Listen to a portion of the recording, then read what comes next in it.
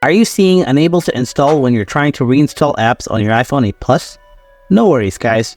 Here are the advanced guidelines on how to fix the unable to install apps error on your iPhone. So, let's get started. Before you try anything, make sure you have a stable internet connection on your iPhone. To solve internet issues, enable airplane mode for 30 seconds.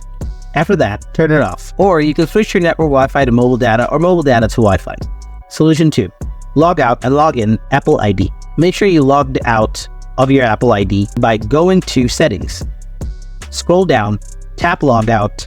While you're logging in to your Apple ID, make sure to log in to the same ID that you used to install the app you tried to reinstall in your iPhone. After that, check your issues.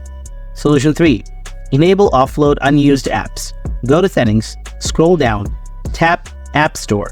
Scroll down. After that, you will see Offload Unused Apps option. Toggle on it. Before that, if you see that it's enabled, then disable and enable again. Solution 4. Turn off restriction. Open Settings, scroll down, tap Screen Time. Scroll down, then tap Content and Privacy Restriction. Now turn off Content and Privacy Restrictions. Hope it helps.